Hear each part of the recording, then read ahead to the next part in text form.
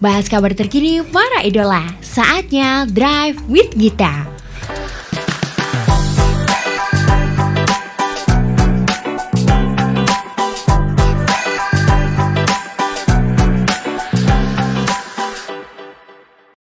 Assalamualaikum warahmatullahi wabarakatuh. Halo listeners, berjumpa lagi di hari ini barengan dengan Gita Sinta, tentunya dalam program podcast nih Drive with Gita yang bisa kamu dengerin melalui www.nenfmradio.com, dan ini juga di on air atau disiarkan di 95.6 Radio Wali Songo FM Pekalongan. Serta yang mau streamingan yang saat ini mungkin ada tugas di luar kota, lagi kuliah, kerja dan lain sebagainya, tetap bisa kamu dengerin di www.walisongofm.com, dan bisa kamu tonton juga. Nggak cuma dengerin ya, bisa kamu tonton di YouTube-nya NenFM Radio. Jangan lupa di like, comment, subscribe, dan share sebanyak-banyaknya. Oke, Drive with Gita pastinya menghadirkan narasumber-narasumber yang keren-keren banget dan juga tema-tema menarik nih di setiap episodenya.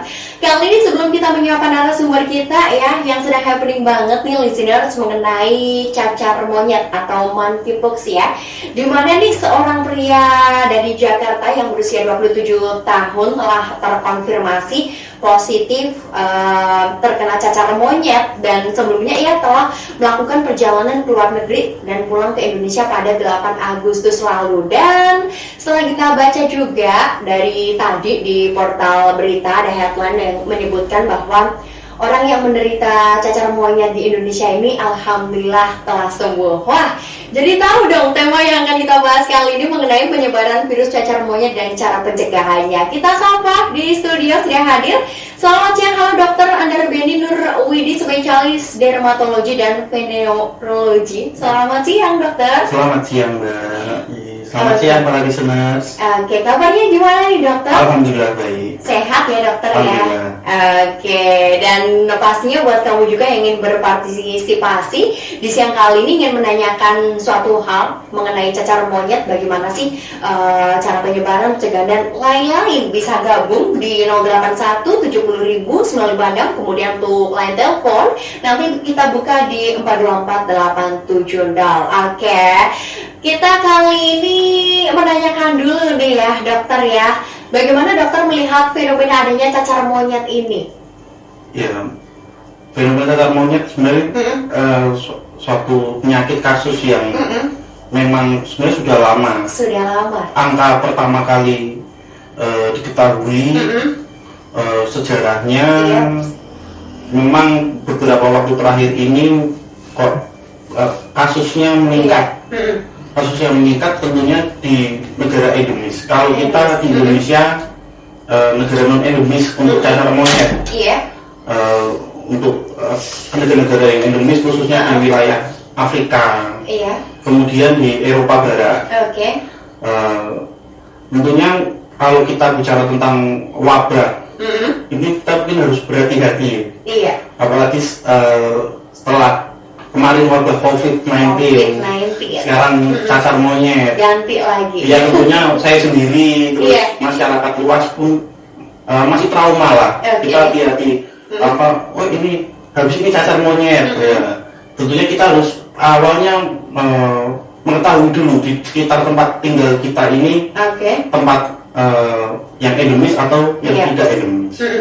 Oke, dan kita akan membahas lebih dalam mengenai cacar monyet ini ya, dari mana asalnya, kemudian bagaimana cara penyebaran dan lain sebagainya, Dokter ya.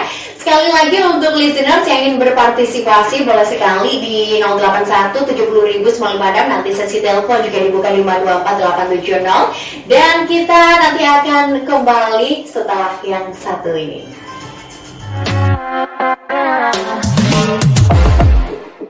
Listeners, masih balik lagi dengerin Drive with Gita, pastinya acara yang ditunggu-tunggu sama kebanyakan orang dan selalu nanya kapan sih Drive with Gita, padahal setiap minggu bakal nemenin kamu semuanya ya. Oke, dan juga masih membahas tema mengenai penyebaran virus cacar monyet dan cara pencegahannya bersama dengan Dokter Andarbenny Nur Widi, spesialis dermatologi dan juga venerologi. Dokter, ini menurut Menteri Kesehatan Budi Gunadi Sadikin sendiri ya, virus dari dari monkeypox ini memiliki dua varian, yakni ada Afrika Tengah dan Afrika Barat nih. Ini ganas yang mana nih dokter? Ya, sebenarnya dua-duanya itu kalau dibilang ganas semuanya masih diteliti. Iya. Para listeners. Dimana keduanya sendiri yang jelas entah berapa kasusnya yang sudah menyebar dari masing-masing varian strain dari varian virusnya itu sudah menyebar ke lebih dari 75 negara ya. Terus sekarang terakhir 87 yang sudah dianggap endemis berarti ya. Iya. Yang tadinya tidak endemis dia dianggap endemis. Yang menginfeksi ya sekarang sekitar di atas 16.000 tentunya. Semuanya sama sebenarnya. Kalau dibilang ganas atau tidak ganas, semuanya ya so-so ya sedang diteliti. Yang tentunya mungkin kalau dibilang sangat fatalitinya ya yang seperti cacar air ya. Kita pernah bisa membayangkan ya. Kita jangan membayangkan itu disamakan dengan seperti COVID-19. Variannya berganti-ganti setiap musim, fatalitasnya juga berbeda-beda. Ya, tentunya semuanya sama. Sosok di antara kedua varian ini, dan tentunya dan angka penyebarannya pun juga tidak secepat COVID-19. Gitu ya. Dan juga ini ada case fatality rate nih di varian Afrika Tengah ini ya dokter ya, berada di 10,6%, sedangkan untuk Afrika Barat ini sebesar 3,6%, dan artinya nih monkeypox varian Afrika Tengah ini mempunyai sifat yang lebih mematikan ketimbang varian lainnya ya dokter ya? Yaitu yang tertracing mbak. Itu yang terhitung. Kadang kita melihat suatu angka kejadian itu tentunya ada yang ketahuan, ada yang nggak ketahuan. Ya kebetulan aja yang varian Afrika yang 10,6 itu yang Afrika Tengah. Afrika Tengah yang ternyata lebih banyak dihitung. Tapi sebenarnya angka statistik itu kita juga harus bisa membandingkan antara lembaga satu dengan lembaga yang lain. Dari situ kita bisa melihat angka ratanya, minnya, angka ratanya. Baru kita bisa sikapi mana yang lebih banyak dari di antara kedua varian itu. Dan ini masih baru sekali, masih baru, artinya dalam hal ini WHO pun juga menyatakan wabah dari cacar monyet ini pun juga belum lama, sehingga banyak sekali lembaga-lembaga kesehatan yang masih dalam tanda kutip berlomba-lomba, kita hitung yuk, kita count varian apa saja, jangan-jangan tidak hanya dua varian itu mbak, masih ada banyak. Ternyata masih ada lagi yang belum ketahuan. Ya ini memang dulu memang pernah diteliti, memang dua varian ini sudah lebih dulu diteliti mengenai banyaknya kasus. Memang yang Afrika Barat sampai 10 ya. Akan tetapi juga ada literatur yang menyatakan ya itu kan yang tertracing, yang terhitung. Tentunya ada angka yang belum kita hitung gitu. Dan yang lembaga yang menyatakan itu 10,6 itu kan mereka masih menghitung. Sampai detik ini juga ya.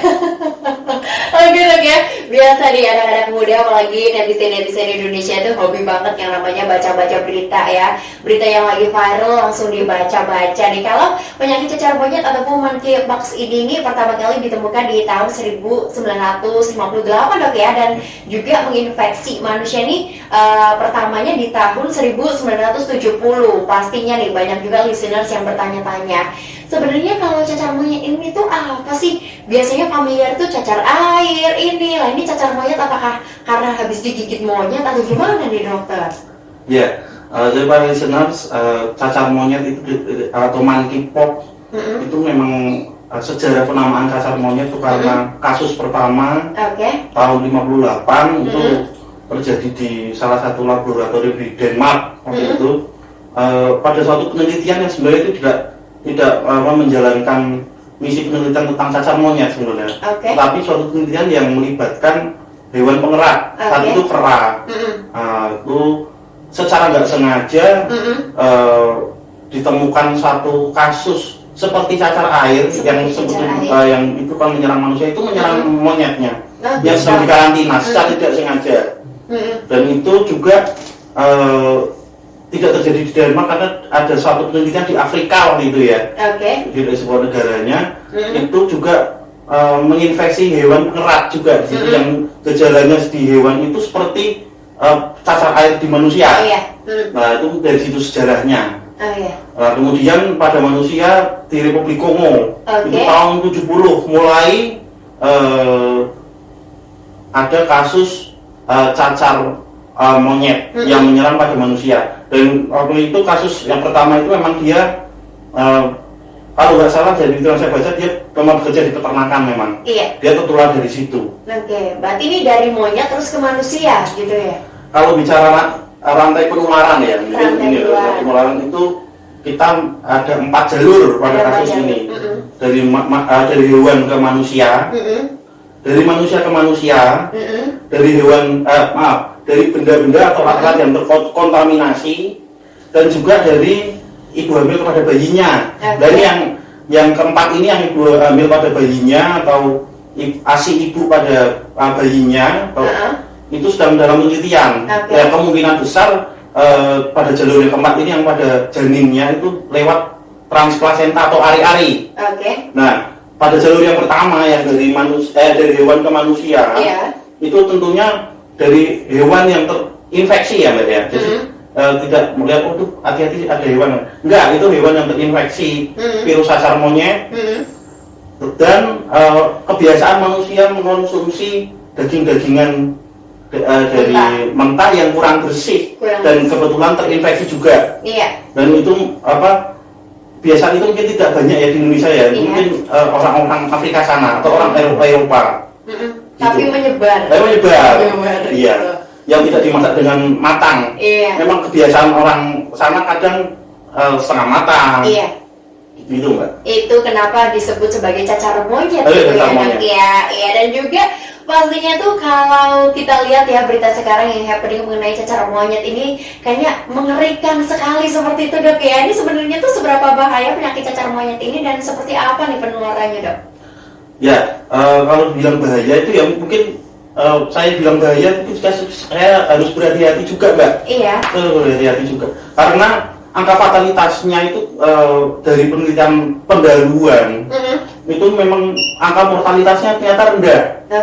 Kalau bicara tentang angka fatalitas tentunya kita harus melihat angka mortalitas sama morbiditas, angka kematian sama kecacatan Mbak.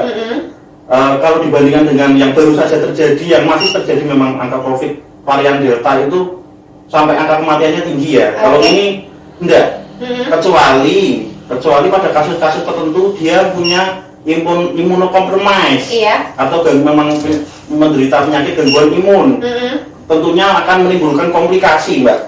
Nah biasanya angka kematiannya, angka fatalitasnya itu karena komplikasinya Mbak. Karena komplikasi misal komplikasi ke otak, ensefalitis, peradangan otak, atau peradangan paru, atau mungkin yang lainnya. Nah itu biasanya angka fatalitasnya dari situ Mbak. Dan tentunya juga pada kasus-kasus pada orang yang imunokompromis atau imun yang selalu rendah. Misal pada orang yang terinfeksi AIDS, virus HIV, virus menjadi AIDS, itu kan selalu jatuh dalam imun yang nggak bagus Mbak. Itu penularannya mengenai kontak fisik atau droplet atau bagaimana nih dokter? Kalau dari yang pertama dari hewan ke manusia ya Mbak ya, itu bisa dari cakaran, kemudian kontak cairan dari hewan itu ke kulit manusia yang kebetulan mungkin ada luka kecil ya, manusia tidak sadar, itu dari situ. Kemudian dari konsumsi daging-dagingan tadi yang kurang mateng, dilalah juga kebetulan juga hewan terinfeksi ya, dari hewan terinfeksi. Kemudian dari yang manusia ke manusia itu dari droplet, betul. Kemudian kontak erat. Jadi artinya kontak erat itu dia bertemu dalam jangka waktu yang lama.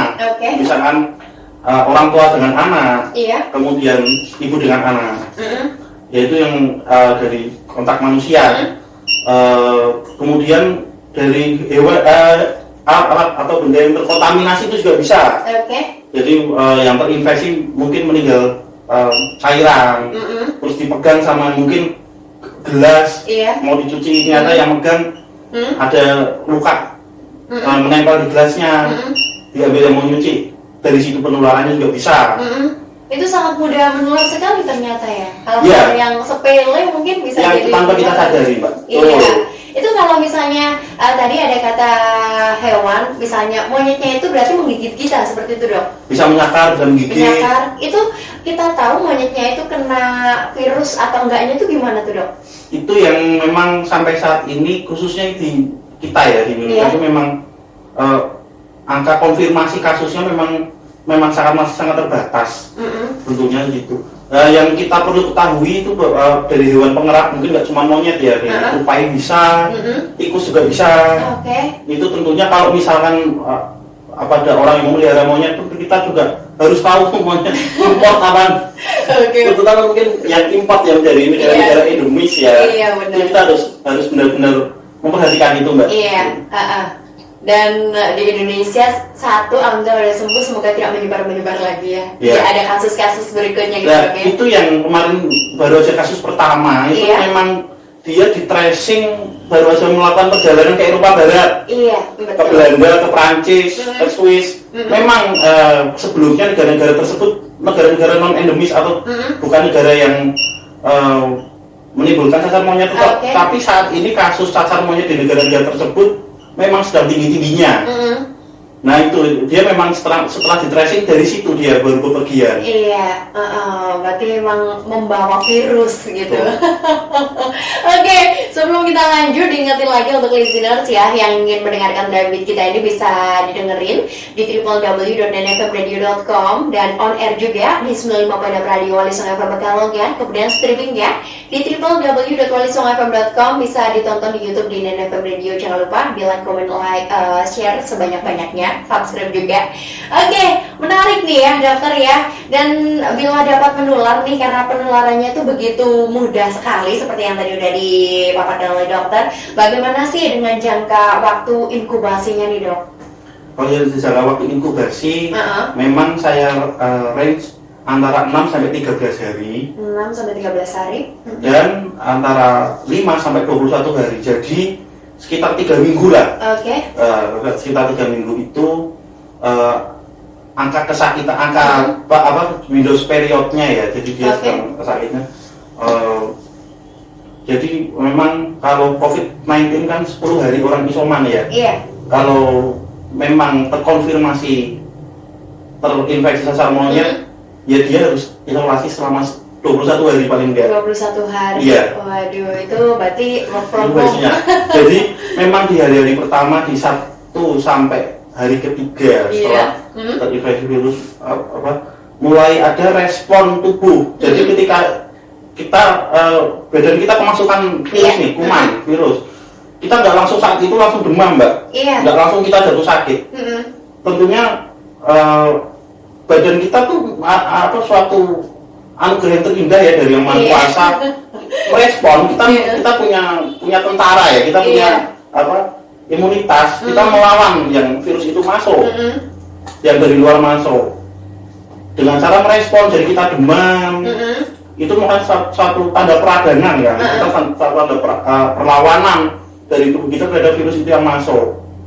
Jadi dalam 1 sampai hari ketiga awal tubuh kita merespon itu demamnya tinggi, Mbak. Berarti gejalanya pertama yang bisa dilihat adalah demam tinggi. Terus juga muncul benjolan-benjolan kelenjar getah bening. Yang timbul misalkan di telinga, di belakang telinga, di leher, di kedua ketiak atau di sisi selangkangan. Dan biasanya kalau diraba biasanya agak nyeri, Mbak. Bedanya sama cacar air? Kalau cacar air tidak ada pembesaran kelenjar getah bening. Cuman berair. Dan langsung timbul ruam. Ruam itu artinya pelenting-pelenting tuh, Mbak. Kalau pada cacar monyet 1 sampai 3 hari pertama demam, pembukaan kelenjar getah bening. Kemudian rasanya sakit semua badannya, nyeri otot. Kemudian setelah 3 hari pertama mulai timbul bintik merah. Kemudian lama-lama tuh jadi melenting, Mbak. Jadi melenting. Kemudian lama-lama pelentingan itu menjadi keruh, kemudian menjadi isinya seperti nanah, kemudian pecah lama-lama, dia terus berlanjut ke hari-hari selanjutnya ya, kemudian pecah menjadi tropeng. Iya, itu airnya tuh saat pecah, kemudian menyentuh kulit yang lain tuh bisa mengakibatkan ada tumbuh benjolan lagi atau enggak nih dok? Biasanya akan tumbuh di tempat lain.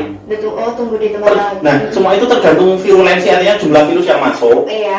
Dan juga tergantung dari tingkat imunitas si penderita itu sendiri. Semakin rendah, tentunya akan sklerisnya semakin berat, Mbak. Iya.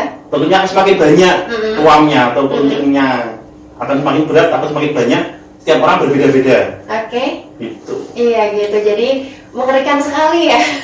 Kalau lihat benjolan-benjolan, apalagi yang kayak fobia benjol-benjolan, waduh itu kayaknya ngeri bergidik. Itu kalau cara pengobatannya sendiri tuh cukup rumit atau dikasih obat apa gitu dok? Kalau bicara tentang pengobatan, tentunya kita harus yang namanya pada tahap kasus cacar monyet, kemudian COVID-19 itu kita harus melihat 3 fase, Mbak.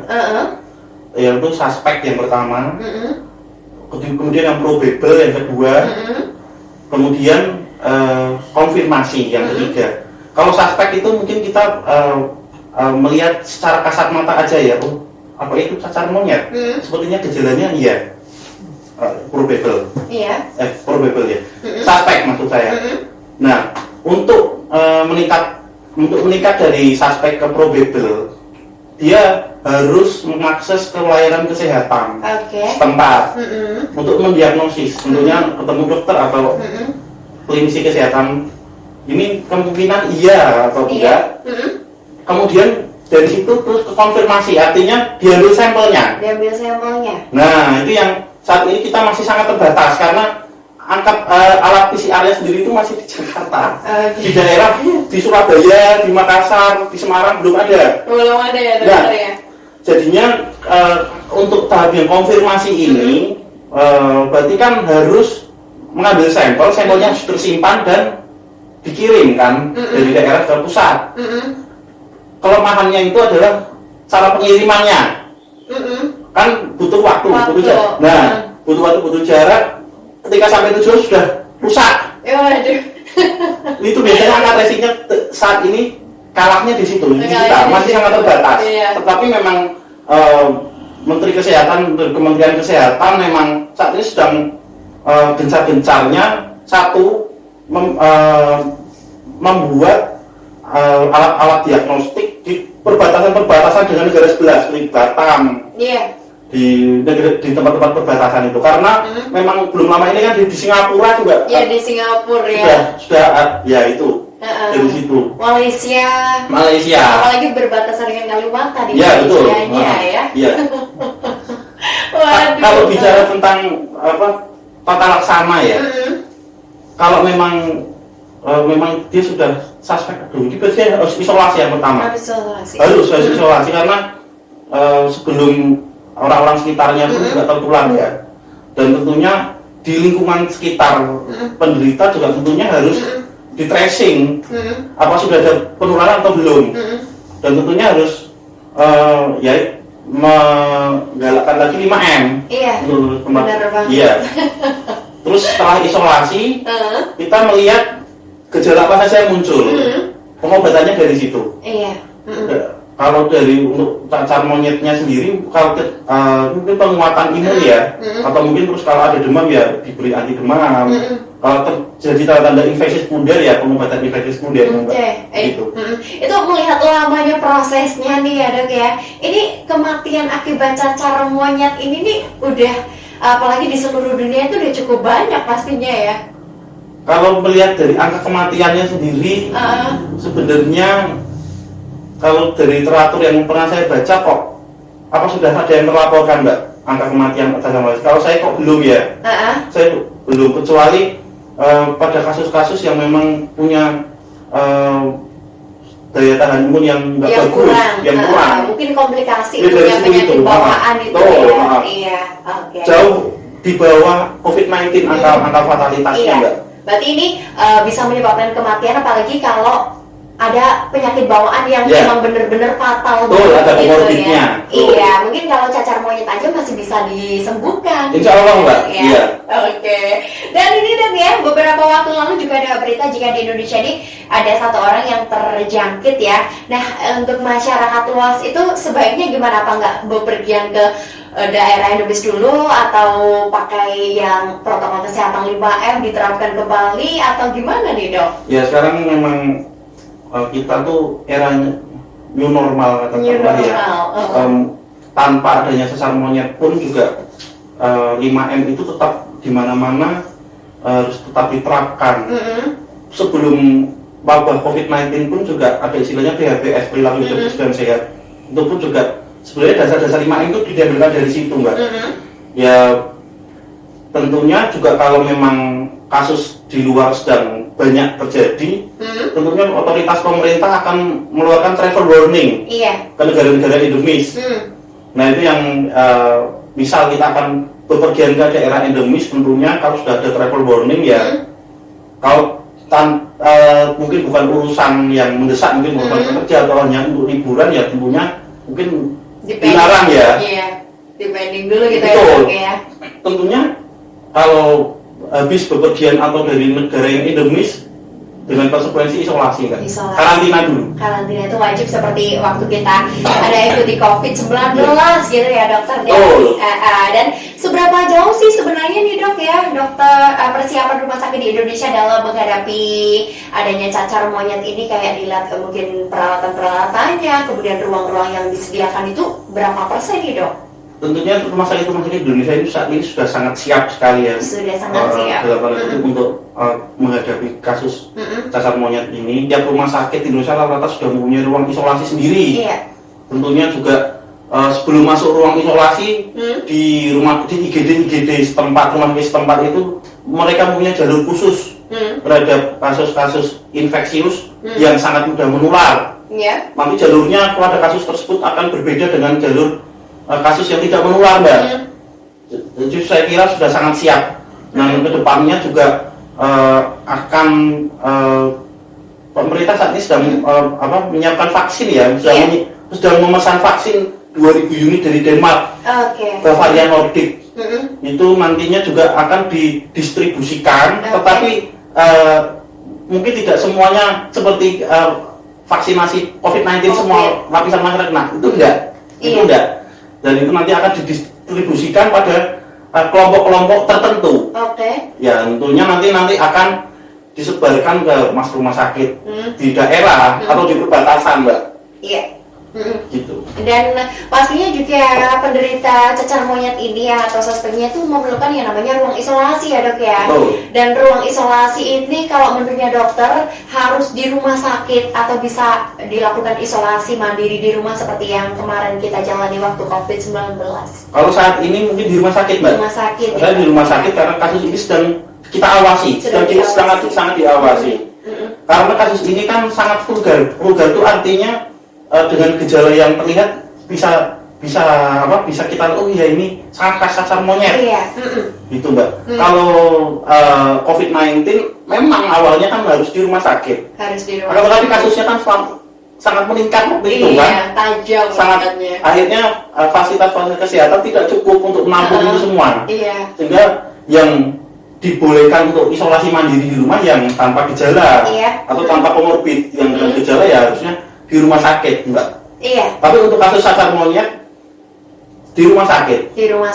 Ya. Oke. Dan Dokter Andarben ini merupakan dokter spesialis dermatologi dan venerologi dari Rumah Sakit Kim sendiri ya Dok ya. Mungkin bisa dijelaskan nih dokter, seberapa jauh sih persiapan dari Rumah Sakit Kim ini dalam penanganan penyakit cacar monyet? Ya Rumah Sakit Kim itu sendiri memang sudah sangat siap. Sudah sangat siap. Saya konfirmasi ke bagian pelayanan sudah sangat siap.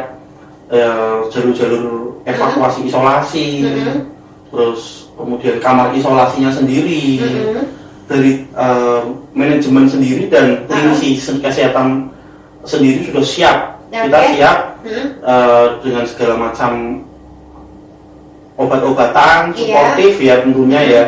Dan ke depan mungkin juga mengusahakan alat diagnostik Mbak tentunya, pastinya Mbak, nggak cuma Kim ya, Kim terutama ya, tentunya rumah sakit yang lain pun juga kita siap. Udah siap berarti ya. Oke. Untuk ruangan sendiri juga udah disiapkan, tapi semoga kita berdoanya non-zero. Semoga ya Mbak ya, semoga.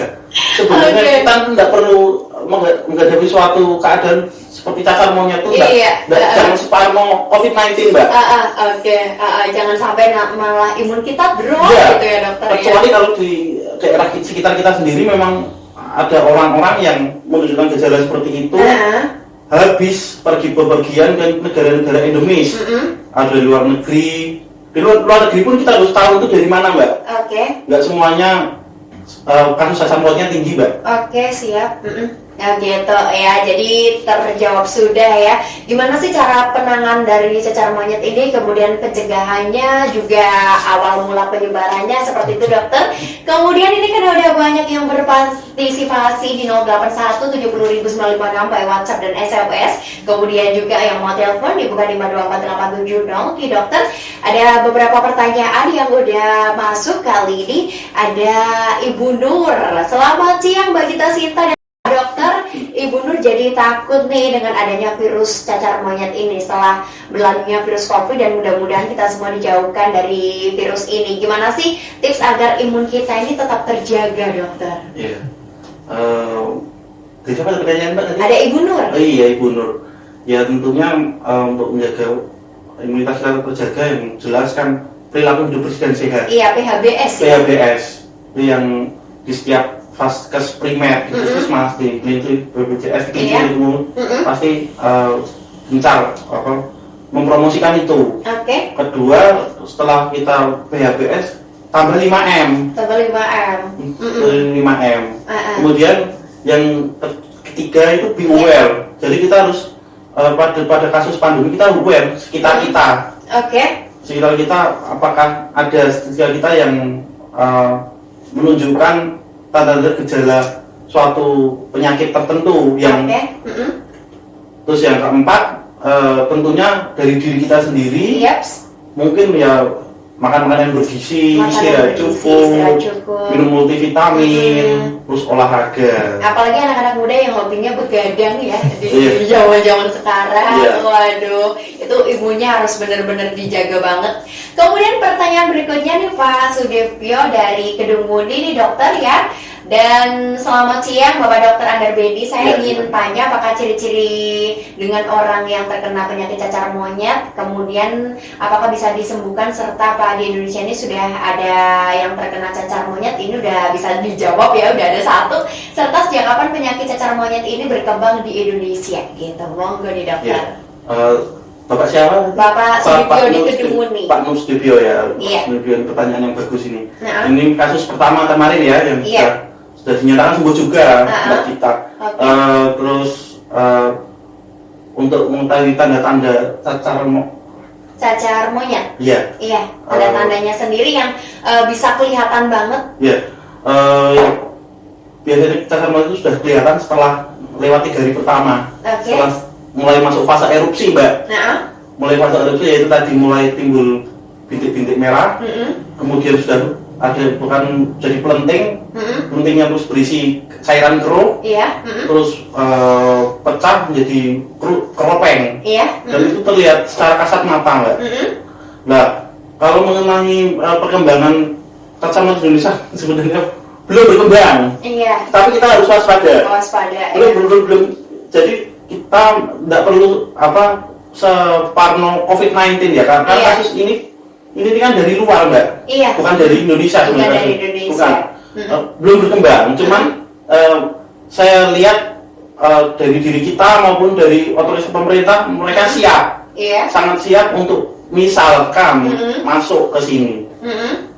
Itu mereka pemerintah sudah siap lah. Tentunya kita juga harus membekali diri kita tentang cacar monyet itu sendiri itu apa gitu. Iya betul sekali ya dokter ya. Udah terjawab Bapak Sudipyo yang ada di Kedung Mudi. Berikutnya ada Ibu Ana dari Wiradesa Pekalongan nih Pak ya. Ini apakah sudah ada vaksin khusus untuk cacar monyet? Kemudian jika vaksin ada, apakah berbayar atau free seperti vaksin dari COVID-19 nih Pak? Iya. terakhir memang ada vaksin generasi ketiga. Iya. Booster. Cacar generasi ketiga, bukan booster. Jadi pemerintah memesan 2.000 unit dari Denmark tadi ya. Iya. Negara produsen dari dari vaksin virus ini itu dari Denmark ada, dari Amerika dengan Jynneos-nya. Itu semua vaksin generasi ketiga. Lalu generasi pertama itu miliknya cacar air. Terus variola, kalau variola sudah ada kasusnya. Cacar nanah itu ya, sudah ada. Itu generasi pertama kedua. Ini generasi ketiga yang cacar monyet. Tentunya tidak semua lapisan masyarakat akan divaksin cacar monyet seperti vaksin COVID-19. Tidak semua. Ini pernyataan dari Kemenkes terakhir. Karena memang ini kan dari luar. Jadi nanti tiga kriteria yang akan divaksin itu adalah orang-orang yang terikat erat terhadap penderita cacar monyet. Itu orang yang akan divaksin. Kedua, orang-orang yang tinggal di sekitar penderita. Yang keempat itu adalah orang-orang yang sangat berisiko terinfeksi cacar monyet. Ya ini yang tiga ini, kalau saya mungkin orang-orang yang akan dan setelah bepergian dari negara-negara yang endemis, ataupun yaitu orang yang tinggal di sekitar orang yang terinfeksi dan sudah terkontaminasi sudah terkonfirmasi ya. Itu nanti yang tiga lapisan yang akan divaksinasi, Mbak. Seperti itu ya. Berarti ini berbayar tidak katanya? Belum ada info. Ditunggu saja ya Ibu Ana ya. Berikutnya ada Ibu Farah di Modeodo. Waduh, ini di serbu kaum ibu-ibu nih dokter ya. Maaf nih Mbak Gita dan Pak Dokter, agak keluar dari tema. Saya mau nanya, ada tidak ya dari Rumah Sakit GIM untuk konsultasi masalah kesehatan bisa lewat via online atau tidak? Karena rumahnya mungkin jauh seperti itu. Ini sedang dikembangkan Rumah Sakit GIM ini. Yang namanya telemedicine ini sedang berkembang sekali memang. Memang GIM memang pernah menyatakan akan siap ya, namanya itu telekomunikasi jarak jauh di tempat kesehatan, dan itu sedang kita siapkan, dan tentunya nanti akan ada pemberitahuan lebih lanjut. Berarti ditunggu saja ya. Mungkin nanti jika ada konsultasi by online akan di-share ya dokter ya. Berikutnya lagi langsung bertanya ada Bapak Angga yang sedang mendengarkan streaming, sedang perjalanan menuju ke Semarang, tapi streamingan karena asik. Ini mau tanya, makanan apa sih yang harus dihindari ketika terkena cacar monyet nih dokter? Biasanya kan makanan yang dihindari itu kayak yang mentah-mentah itu agar kita tidak terkena cacar monyet. Ini kalau kita misalnya udah kena amit-amit ya, ini makanan apa yang harus dihindari dokter? Tidak ada kriteria khusus makanan yang harus dihindari. Tidak ada. Yang ada makanan yang harus dikonsumsi. Pada saat cacar monyet itu makanan kaya akan kalori, protein, kemudian vitamin untuk meningkatkan imun ya, selain obatnya sendiri nanti yang diminum. Kalau untuk makanan yang harus dihindari setelah infeksi, saya kira kok nggak ada kriteria khusus ya. Nggak ada kriteria khusus seperti itu ya dokter. Jadi semua makanan itu bisa dimakan asalkan cara pemasakannya juga betul. Gitu dokter ya. Berikutnya lagi Bapak Dokter Andarwini, saya ingin bertanya Bapak Dokter ini jika buka praktek di Rumah Sakit GIM Batang itu setiap hari apa dan jam berapa gitu? Karena ini ada tetangga mungkin yang terkena penyakit masalah kulit. Mau nggak? Saya hari Senin sampai hari Kamis, setelah duhur, jam 1 sampai selesai. Monggo Pinara. Jadi bisa langsung karena udah di-share ya dokter jadwalnya. Berikutnya lagi ada yang bergabung di SMS 08170.095 Ini bertanya untuk yang bepergian di daerah ini ya dan sendiri, kalau misalnya nggak bisa isolasi di rumah sakit, bisanya di rumah karena ada pekerjaan dan lain-lain, apakah ini diperbolehkan dokter?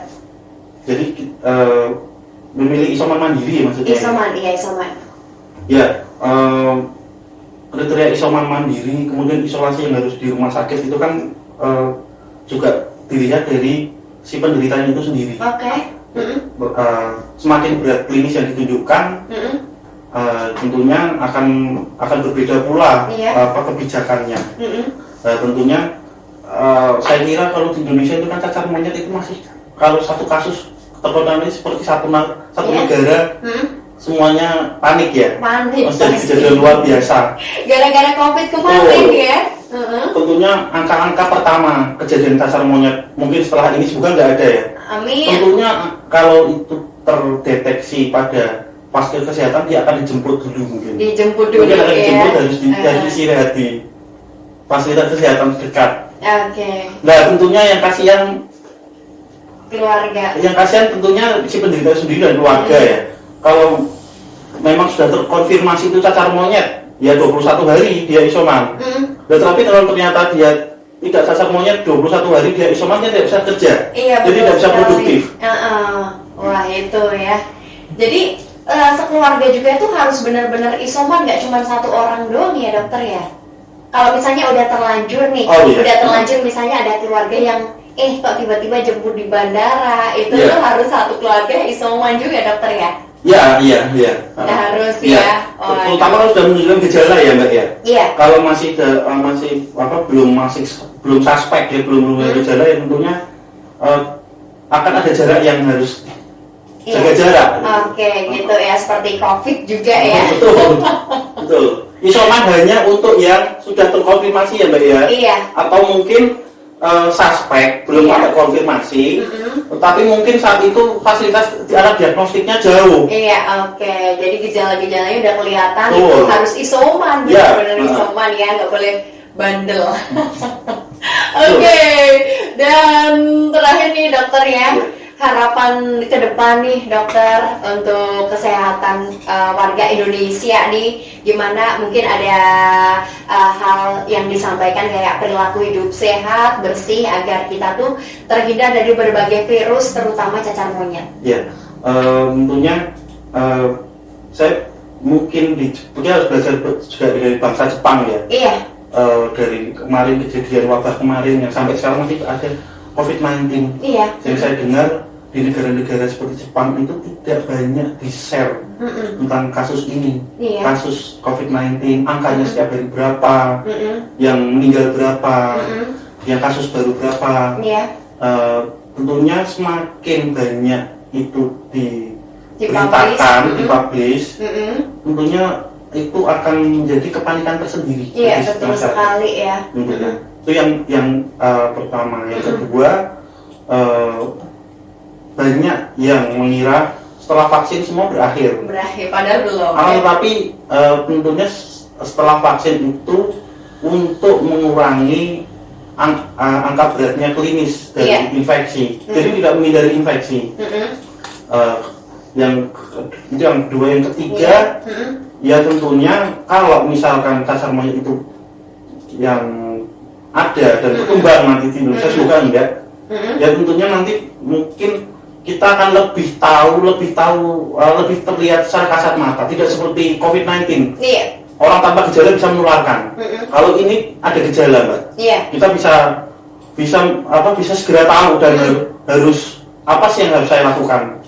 Gitu. Kita harus be aware sama lingkungan sekitar kita, mbak. Oke, siap.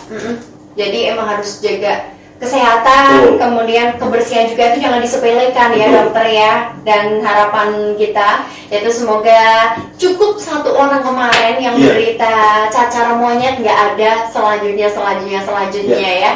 Karena pandemi aja belum 100% hilang dari negara kita tercinta. Terima kasih untuk dokter di edisi episode kali ini untuk Drive with Gita dengan tema penyebaran virus cacar monyet dan cara pencegahannya ya, Dokter Andar Beni Nurwini dari Rumah Sakit Kim Batang. Dan juga buat kamu semua listeners yang menantikan episode dari Drive with Gita berikutnya, nantikan saja dan pastinya bisa kamu dengerin di www.nenfmradio.com. Bisa didengarkan juga karena di on air kan di 95.6 Radio di Wali Songo FM, streamingnya di www.walisongofm.com. Dan jangan lupa ya, subscribe YouTube kami di Nana FM Radio. Setelah itu like, komen, dan share sebanyak-banyaknya. Dokter, sampai jumpa di lain kesempatan. Terima kasih juga untuk listener semuanya. Kita Sinta pamit dan Dokter Andarmeni pamit. Selamat sore semuanya. Wassalamualaikum warahmatullahi wabarakatuh. Jadi tahu kan berita terkini idola tanah air? Drive Beat kita bisa kamu dengerin melalui website di www.nenfmradio.com dan lihat melalui akun YouTube Nen FM. Sampai jumpa minggu depan.